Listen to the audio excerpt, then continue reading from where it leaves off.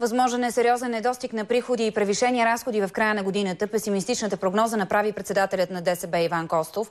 Според него икономиката ни заспива. Костов се позова на данни, които показвали както продължаващ спад в икономиката, така и недостатъчни постъпления от данъци и здравни осигурителни вноски. Данните за спад на брутния вътрешен продукт с 1,5% за второто тримесечие, според лидера на ДСБ, говорят за заспиване на икономиката. Не само заспива.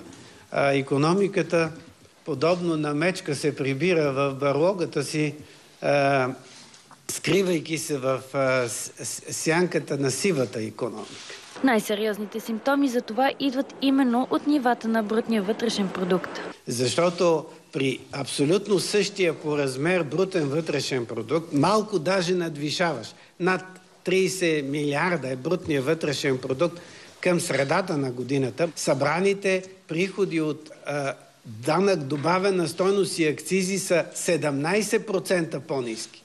Тоест същите доходи, а се облагат с 17% по-ниско.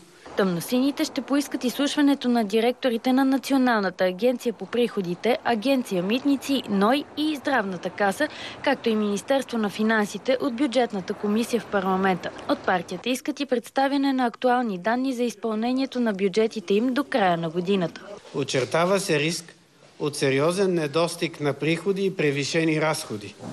По-висок общ дефицит от предвидения в актуализираните бюджети ще предизвика повторни актуализации в края на годината. И ще бъде изключително трудно да подкрепим правителство за повторна актуализация. От ДСБ продължиха с критиките. Според тях бюджетът на Здравната каса се използва като буфер за посрещане на прекомерния дефицит на страната, което се отразява пряко и на болничните услуги в големите окръжни и университетски болници.